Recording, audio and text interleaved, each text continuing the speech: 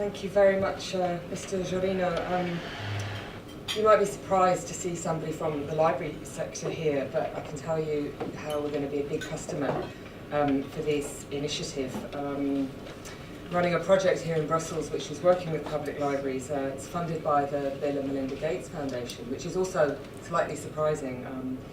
That they realised that the efficiency of their development programs was multiplied many times if they had customers who had access to information, and specifically to digital information, and that the public library network was one of the best ways to do that.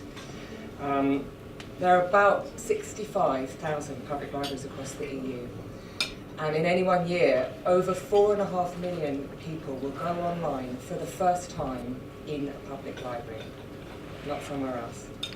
So I just was curious to see in the room, how many of you have been in a public library in the last year? Oh man! So hopefully those of you who have will have seen the ways in which libraries have really undergone a massive transformation. They're not places where you just go in and take a book anymore.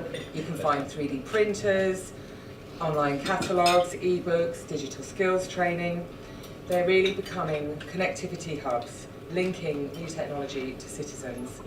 And as you know, governments are increasingly requiring people to perform basic civil functions online, e-government, tax returns, applying for health, that kind of thing. And I'm wary of quoting this statistic in this room, but I think the DESI data shows that about a quarter of European homes don't have high-speed broadband access. Probably about right. So for us, this WIFI4EU is a really, really interesting proposition. Libraries are perceived as a unique, open and trusted space which welcome often a very, very hard to reach groups in society. Unemployed people, newly arrived migrants, young people. And Wi-Fi is a way to offer a really flexible service to these customers.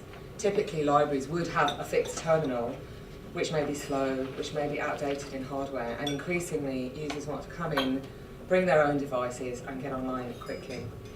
But we did some research this year which shows that of those 65,000 public libraries, about a quarter do not have any Wi-Fi access at all in the EU. Obviously that depends a little bit across from country to country, but a really outstanding example is Germany, where of the 9,000 public libraries in Germany, only about 20% of them have Wi-Fi access. And some of you may know that that's due to a now outdated legislation on the liability of intermediary service providers. So for that group now, this Wi-Fi initiative couldn't have come at a better time, because most of them do not have the infrastructure that they would need. So as I said, we have space, we have some infrastructure, we have the trust of the users, but libraries are of course an under-resourced sector competing for public funds and welcoming roughly 100 million visitors a year across the EU. So if we can leverage this scheme well in that sector, we'll be able to offer a massive amount of connectivity to a really different group of citizens.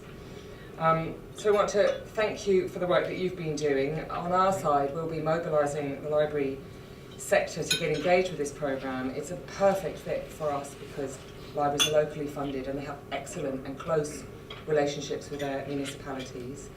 As Mr. Whelan said, I think it's going to be key that this is an easy, simple and straightforward process. We'll be really looking forward to round two when libraries could apply directly as opposed to just via the municipalities.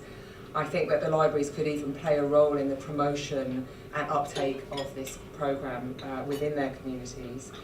So I want to thank you for welcoming us. I'm looking forward to the conversation, and I think the libraries will be part of helping millions of new citizens to get online.